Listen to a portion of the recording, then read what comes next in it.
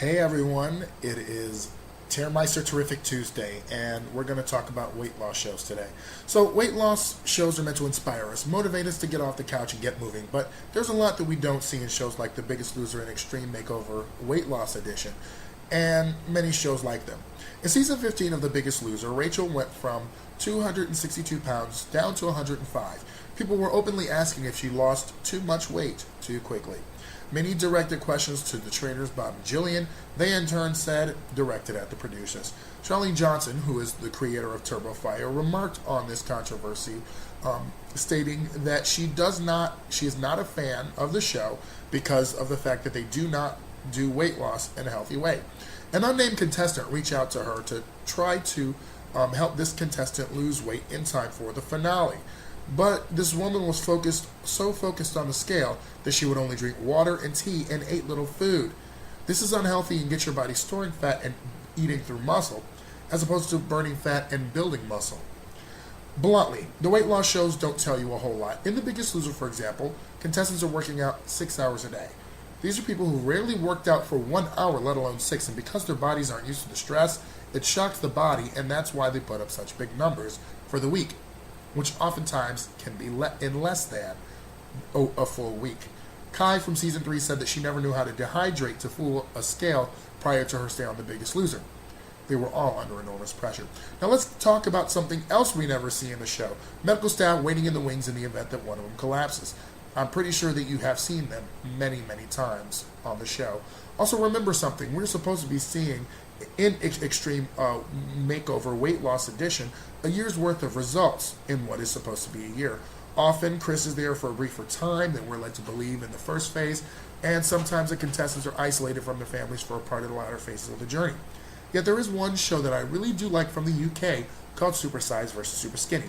The reason I like this show is because it confronts the way that we look at food. Basically, a supersized person who has massive portions and a super skinny person who often eats like a child and turns to caffeine, chocolate, and energy drinks. They swap each other's diets and basically see why their diets are not good for them. After the feeding clinic, they go home with a plan that increases the super skinny's caloric intake and decreases the supersizer's intakes. The criticism I heard as I was researching, I looked up and saw some criticisms of the super size versus super skinny. One of them was that they trigger eating disorders, which in fact I don't believe it's true because of the fact that it is showing us how to get over our fear of food and our way that we comfort ourselves with food. But Dr. Philippa Dietrichs, researcher at University of West England Center for Appearance Research, warns against taking the view that super size versus super skinny is harmless fun. She said reality that shows that focus on weight loss tend to heavily promote the idea that the body is malleable or changeable, or that any size, weight, or shape can be attained. I personally disagree with that because, of course, if someone wants to lose weight and they have that determination, they will most likely change their bodies. Another criticism of the show is the dreaded fat shaming, but society shames bigger people and comforts us with you're big boned or you just have baby fat. Anyone who understands the science of the body realizes that it smells like bullshit. And also not only that, but they also shame really, really skinny people too.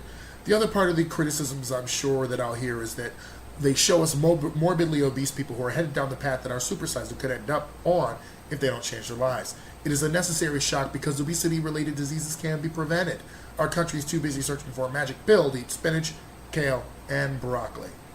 Thorific Thursday will be excuses that I've heard for being overweight.